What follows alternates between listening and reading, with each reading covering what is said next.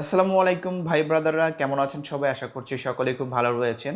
আজকে আপনাদেরকে আইটেলের একটি smart touch button phone introduce করে দেব, যেটি মডেল নাম্বার হচ্ছে আইটেল ম্যাজিক 4। তো ইতিমধ্যে কিন্তু আমরা আইটেল ম্যাজিক 3টা অনেকেই ব্যবহার করে দেখেছি এবং সেটিও কিন্তু একটি স্মার্ট টাচ বাটন ফোন ছিল। অর্থাৎ হচ্ছে আপনার যে টাচ কাজ করে, সামনে যে কিপ্যাডটা আছে সেখানে কিন্তু টাচ কাজ করে, খুবই চমৎকার লাগে এবং দামটাও কিন্তু অত বেশি না এবং পেছনের পার্টটা দেখতে পাচ্ছেন একদম আইফোনের মতো। আরও কী কী রয়েছে এটার মধ্যে সেগুলো আজকে ইন্ট্রোডিউস করে দেবো এবং হচ্ছে প্রাইসটার কথা যদি বলি 2250 টাকা। 2250 টাকার মধ্যে আসলে কী কী দিচ্ছে আসলে এই আইটেল ম্যাজিক 4 সেটি আজকে শেয়ার করব। তো চলুন শুরু করা যাক।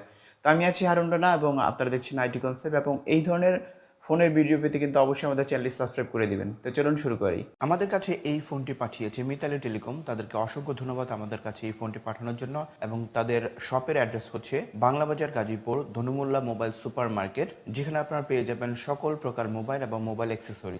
সো ভাই লোক, আসলে বক্স থেকে বের করার পর এইরকম চমৎকার একটি ফোন পাবেন। দেখতে কিন্তু একদম আইফোনের মতোই মনে হচ্ছে যে আইফোনটা আনবক্সিং করলাম এবং পেছনে যদি লোগোটা থাকতো তাহলে কিন্তু আইফোনের মতোই লাগতো। এখানে আমরা ফোনটি বের করেছি, এটা হচ্ছে আইটেল ম্যাজিক 4। তো ইতিমধ্যে কিন্তু আপনারা অনেকেই ম্যাজিক 3 ইউজ করে দেখেছেন এবং এটির লুক কিন্তু একদম আইফোনের মতো দেখতে পাচ্ছেন। একটু কাছ থেকে যদি দেখাই আপনাদের, পেছনের যে ডিজাইনটা একদম কিন্তু আইফোনের মতো করা হয়েছে এবং যে সাইড প্যানেলটা মনে হচ্ছে যে মেটাল, দেখতে কিন্তু খুবই চমৎকার লাগতেছে। এবং যে ইনহ্যান্ড ফিলিং, আমি বলবো যে ফোনটা কিন্তু একটু ওয়েট লাগতেছে, যেহেতু একটু বড় করেছে এবং মেটালিক ইনস্ট্রুমেন্ট হয়তো ইউজ করা হয়েছে, সেজন্য কিন্তু একটু ওয়েট মনে হচ্ছে এবং দেখতে কিন্তু যথেষ্ট প্রিমিয়াম লাগতেছে আমার কাছে।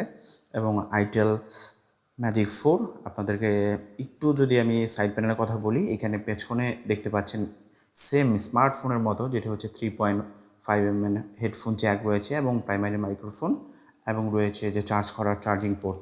এবং এই পাশে যদি দেখাই, এখানে দেখতে পাচ্ছি ট্রে রয়েছে যেখানে দুটি সিম কার্ড ব্যবহার করতে পারবেন। এবং এই পাশে রয়েছে ডান পাশে ভলিউম বাটন, নিচে রয়েছে পাওয়ার বাটন, উপরের অংশে কিছুই থাকছে না। একদম কিন্তু হুবহু স্মার্টফোনের মতো লাগতেছে। এটা স্মার্টফোন না হলে কিন্তু স্মার্ট টাচ বাটন আপনারা বলতে পারেন, কারণ হচ্ছে এই ফোনটির আপনার যে কিপ্যাডগুলা সেটা কিন্তু টাচে কাজ করে।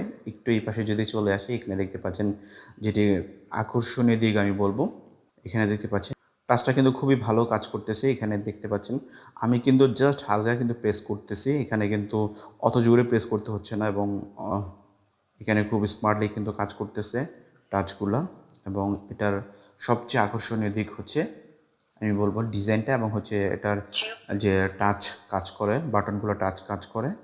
এখানে দেখেন, আমি এখানে যে ফিচারগুলো দেখে অন্যান্য ফিচার ফোনের মতো দেখতে পাচ্ছেন, অনেকগুলো ফিচার কিন্তু রয়েছে এখানে, বাট এখানে আপনি বাটনগুলো জাস্ট হালকা প্রেস করলে কিন্তু খুব ভালোভাবে কাজ করতেছে।